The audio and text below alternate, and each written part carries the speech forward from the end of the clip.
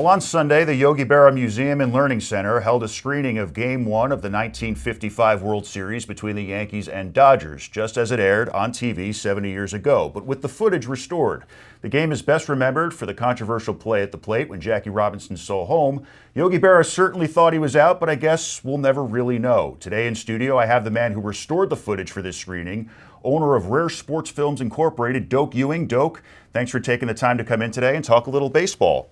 Well, thank you very much, Mike. Good to be here. It's our pleasure. I'm so glad you are here. So you've devoted a lot of time into restoring old footage. How did you first become interested in this?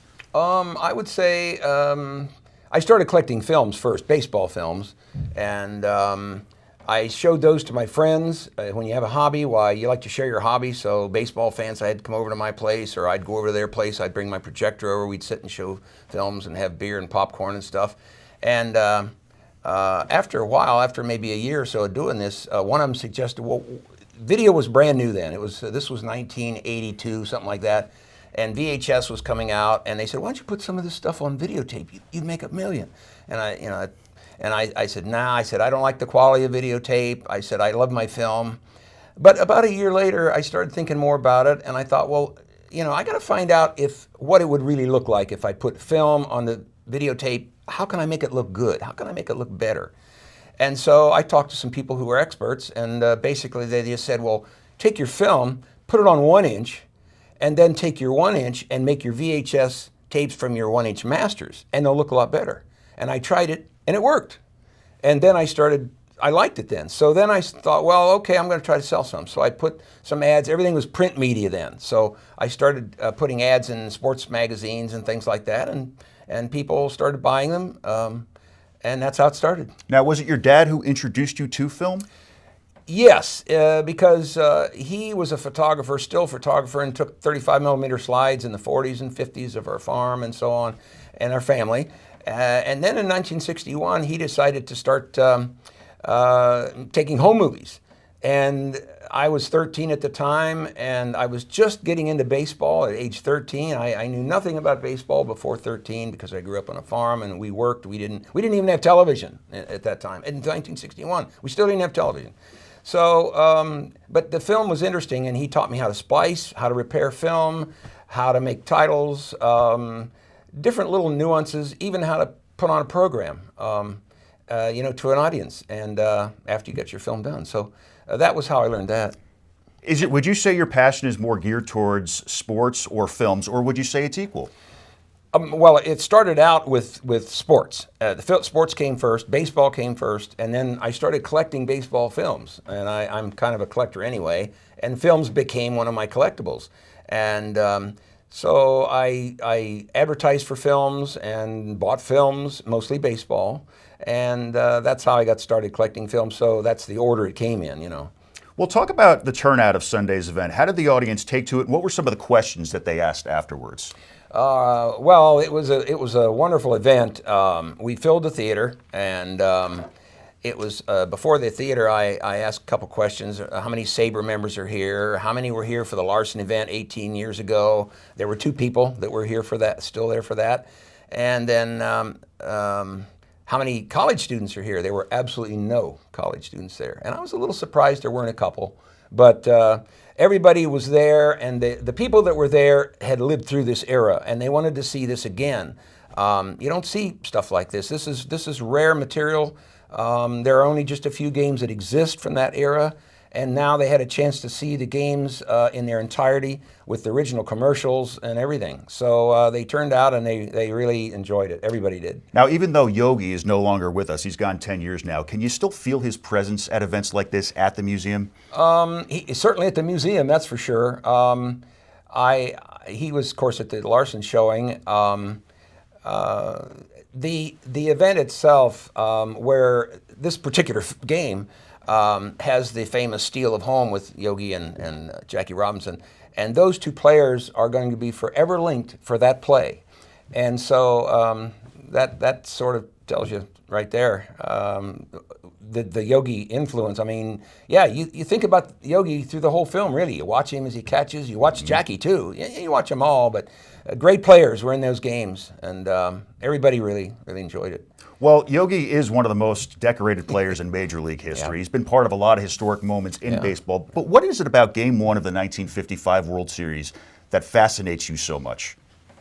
Well, to me, a film collector, it's the fact that we found it. Yeah. That's to me. Most people, it would be, like I say, the fact that it just happens to be the game where, Jackie tried to steal home and was safe, by the umpire's call, Bill Summers. But that to me is just the finding the game is the big thing. It's the winning element. Oh yeah. Well, you've looked at the footage as much as anybody else. Was he safe or was he out? I don't know. And we had 4 different views. We slowed it down, and did everything we could to look at it. And I was surprised. I wasn't surprised that there was an argument in the audience, but I was surprised at how vociferous the Dodger fans and the Yankee fans argued, even in the audience, about it. After we were done, one guy held up this book, and this Sports Illustrated magazine, and says, "Look in here. It says he was safe." Right in a week after, and here's pictures to prove it. Well, the pictures don't prove it really, because a still picture will never prove, because you don't know if Yogi's glove was going away or not there yet, or depending on the angle it's shot from. You can't tell. But the films would be able to tell if there were just better views or more close up. That would have told. But nowadays, they can tell every play if they look at it. Look at every NFL angle and everything. Everything. But back then, you couldn't do that. So I don't think people should even worry about it. I think it's a wonderful argument to talk about. Yeah. Bar arguments as far as baseball and sports are fine. And I really don't know myself. Yeah, well, once the argument gets an answer, you can't talk about it anymore. That's true. So it's kind of nice that you Yeah. can keep talking about it. So now, how has watching all of this historic footage, what has it taught you about all these players that you see in the footage? Oh, well, when you see them moving, and not just in pictures of baseball cards or magazines or whatever, when you see them moving around, these players, a lot of these players I didn't see play because this was past when I started getting into baseball in '61. They had already quit playing.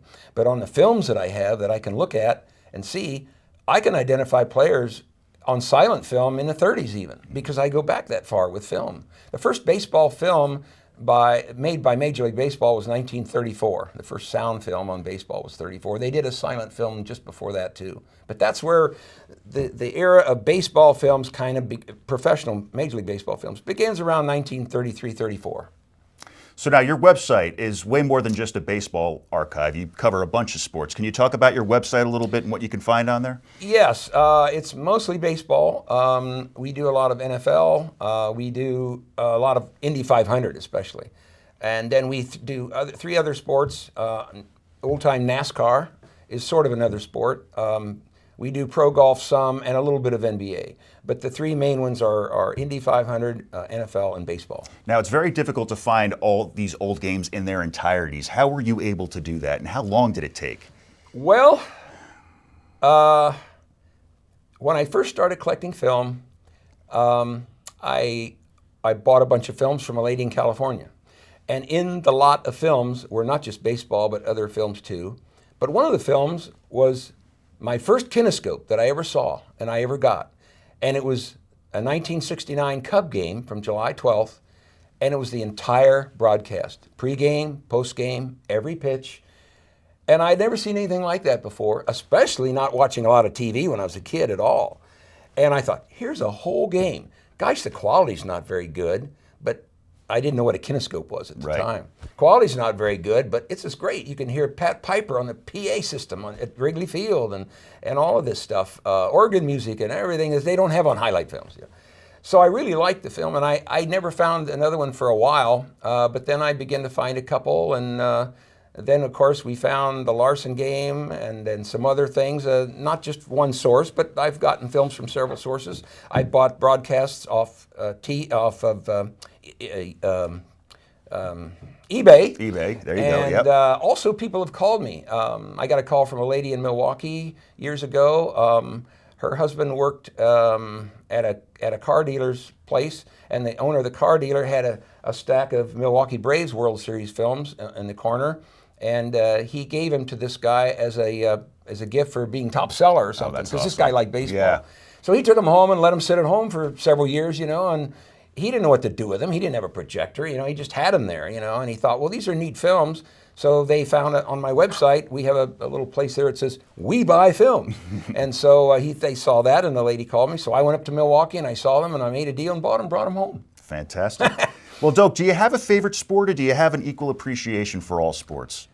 I have an appreciation for all sports, but I don't watch all sports. I watch the ones basically that I mentioned, and that's about it. And then the rest of my time is working with my customers and coming out with new titles and so on. Any special projects in the works that you can give us a little hint about? Yes, we have one coming out. I just discovered another rare broadcast, and this is great because it is a complete game. Now, to me, a complete game, my definition of a complete game is every pitch. I think that's the most important thing. You must have every pitch for it to be a complete game. That really narrows down what we have as a complete game. There are only like 6 of them or something like that exist before 1965. After that, there's more. And then you get into the video, and they're all over the place. From the 80s, there's a lot of them. But that's basically.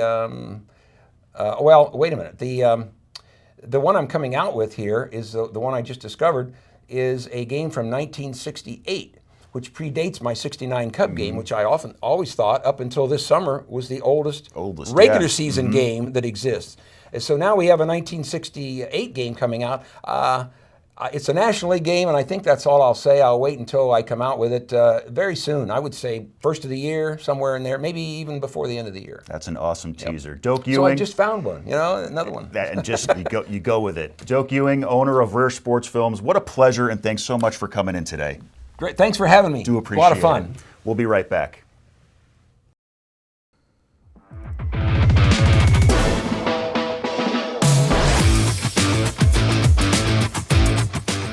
Well, our baseball content lead, Jonna Perlinger, posted something on social media recently that caught my eye, and it's an idea that I thought was so clever, labeling every team during the 2025 season as if they were students in a high school yearbook. Jonna joins me now to talk about the inspiration behind this little project. Jonna, thanks so much for coming on.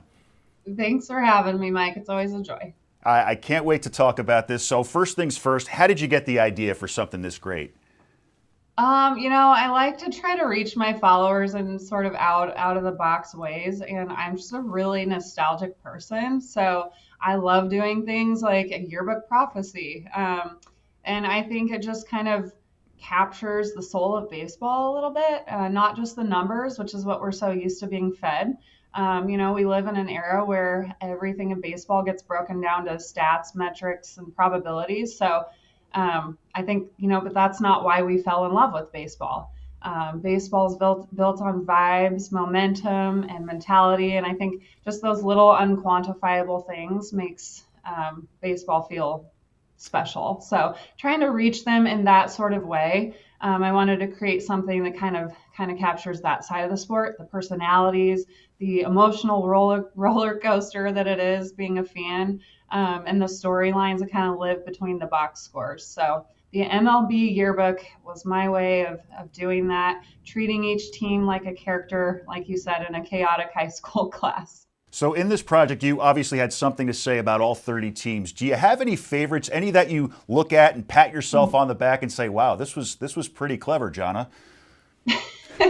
I think quite a few of them, because I did give it some good, thoughtful energy, but like the Cardinals one, I think fans could definitely relate with. They're the second most storied franchise behind the Yankees, second most World Series championships. So the honor student who's been MIA since 2022, I think that one, a lot of people that could get a lot of Cardinals fans in the field. So that was one of my favorite ones, because they really have been MIA for the last 3 seasons, and that's not the Cardinals team that we're used to, witnessing. And I think the Rockies too, because they have this unspoken understanding about them that until ownership changes, they'll always just do enough to put fans in the seats and make a profit off of it, but nothing more.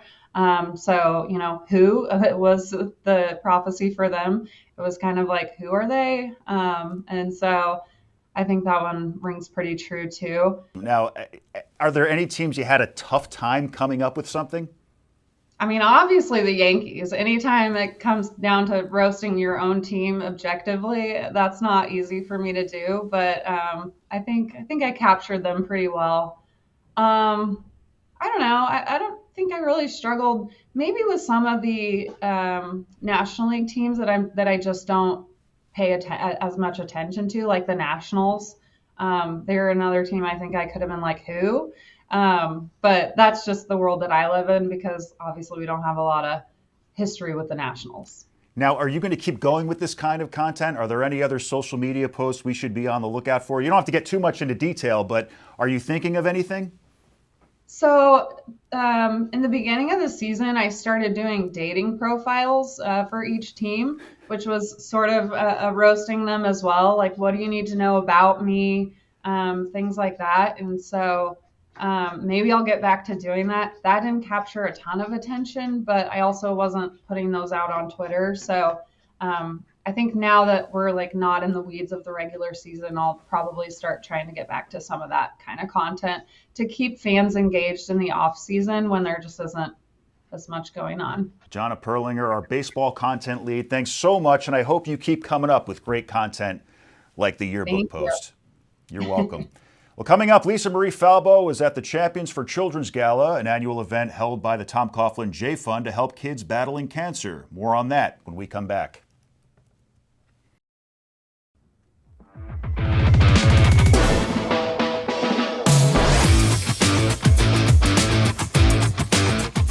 Well, the Tom Coughlin Jay Fund marked 30 years of helping families tackle childhood cancer with its annual Champions for Children Gala. ONNJ's Lisa Marie Falbo was there for the celebration and had a special co-host by her side. Hi, I'm Lisa Marie Falbo. And I'm Kaylee Wan. And we're here at the 21st annual Tom Coughlin Jay Fund Champions for Children Gala. We're here at Pier 60 interviewing the night's A-list attendees. It was an unforgettable evening as the Tom Coughlin Jay Fund celebrated 30 years of helping families tackle childhood cancer and 21 years of the incredible Champions for Children Gala. From Giants greats to ESPN executives and families whose lives have been forever changed by the Jay Fund's mission, the night was filled with hope, heart, and gratitude. I think what really happens is people listen to the mission. To be there for families who have a child with cancer.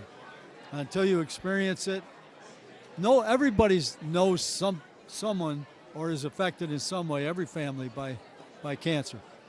But cancer to a child, very, very, very difficult. Among this year's honorees was ESPN Chairman Jimmy Pitaro, who spoke about how deeply the Jay Fund's mission resonates. ESPN has really been committed to this cause for many years. It long predates my arrival at ESPN, but I have the good fortune of being able to continue to make the investment, continue to motivate our employees to give back, and there's nothing better than this cause, the fight against pediatric cancer, raising money to contribute towards research and support for not just the children but also their families. It's an incredible cause, and it's a thrill and an honor to be a part of it. Another honoree, St. John's men's basketball coach Rick Pitino, reflected on what the evening meant to him. Great to support Tom Coughlin. Tom was an assistant coach at Syracuse when I was Jim Boeheim's first assistant coach at Syracuse. Oh, wow. And we used to play half-court basketball like 3 times a week. I love that. Total full circle moment all around. Yes, very much so. But for me, one of the brightest parts of the evening was reconnecting with Kaylee, a Jay Fund recipient from Fair Lawn I first met at last year's gala. Back then, I interviewed her about her decorated New York Giants locker, a symbol of her strength as she battled osteosarcoma, a rare bone cancer. This year, the tables turned, and Kaylee joined me as my co-host. Together, we took to the red carpet, sharing laughs, interviewing guests, and celebrating a night full of heart and hope. Pizza or garlic bread? Oh, I've got to go with pizza, Kaylee. I'm a pizza guy. Comedy or horror? Definitely comedy. I'm afraid if I watch a horror movie or show, I don't sleep for days. Oh, I like a good comedy. I keep it light. Keep it light for me. Which Giants player makes you laugh? Oh boy. Well, when I was coach here, Richie Soybert used to make me laugh. What is your favorite Sesame Street character? Mine, Cookie Monster. I can co-sign on that, right? That's a good answer. Right? Yeah. She can do a Can you do a Cookie Monster voice? Starbucks or Dunkin'? I can't have caffeine. Are you crazy? I would say Dunkin' because of the donuts. How much fun did you have co-hosting the blue carpet with me today? It was the best time ever. Oh, God, you're so sweet. What was your favorite moment? Who was your favorite interview? With Lolly. Lolly rocked, I have to admit. Thank you, Kaylee. You can co-host with me anytime you wish. Okay. In a room filled with champions, it was Kaylee who reminded us what true strength looks like. Joyful, fearless, and full of hope. For On New Jersey, I'm Lisa Marie Faldo. Well, I will always have an unconditional love for the game of baseball, but there are certain things about the game today that really make me miss the past. I could honestly spend half the day talking about what I and a lot of others don't like about the game in 2025, but one of my biggest gripes stems from the starting pitching. The Dodgers just swept the Brewers in the National League Championship Series, punching a ticket to their second World Series in as many years. But the most exciting part for me wasn't the Dodgers winning the pennant in Game 4. It was their pitcher, Yoshinobu Yamamoto, throwing a complete game in Game 2, something you hardly see anymore, and a nice glimpse into the past that I miss so much. But the question is, why aren't we seeing more of this? When Yankees rookie Cam Schlittler threw a gem against the Red Sox to win the Wild Card Series, why didn't he just stay in the whole game? After the 8th inning, he's walking back to the dugout, and you can even read Aaron Boone's lips. He says, "I think that's it." Really? No walks, no runs, 12 strikeouts, and he really couldn't finish the game? And before Yamamoto's great Game 2 in the NLCS, Blake Snell was dominating on the mound in Game 1. 10 strikeouts, no runs through 8 innings. A lot of his stuff was off speed, which isn't as demanding on the arm as fastballs. So why would you not let him at least try to finish the game? Well, at least his team won that game because in Game 6 of the 2020 World Series, when Snell was pitching for the Rays, he was taken out after only 73 pitches over 5 1/3 innings without giving up a run. And you could tell he was upset. Rightly so. The reliever came in, and 3 batters later, the score went from 1-0 Rays to 2-1 Dodgers, and the Dodgers would win that game and the series. There is no worse feeling for a team than taking out a starting pitcher who's on top of his game and then giving the ball to a reliever who blows the game. That game is the starter's game to lose. You take him out after disaster strikes. This way, you know he gave it all he had. Things were so different when I was growing up. 1995, Game 5 of the American League Division Series between the Yankees and Mariners, manager Buck Showalter had enough faith in David Cone to throw 147 pitches and allow 4 runs before he went to the bullpen. Now, the Yankees lost that game and the series, but at least Showalter knew that it was Cone's game to lose. But the way the game is played today, managers aren't allowed to strategize. They're now programmed to think a pitcher has to come out of the game as soon as he reaches 100 pitches. And they have to be cautious about injury because of the amount pitchers get paid. And think about all the new rules. A pitcher has to face at least 3 batters, and infielders can't play the shift anymore. How can managers dictate what happens in the game when the game is being dictated to them?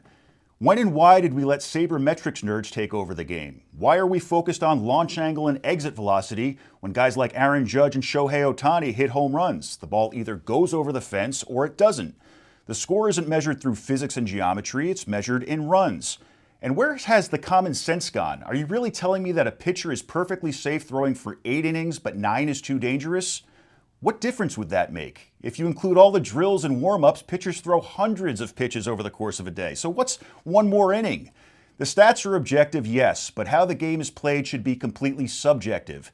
This is a thinker's game, and the ongoing changes to the sport have taken that away.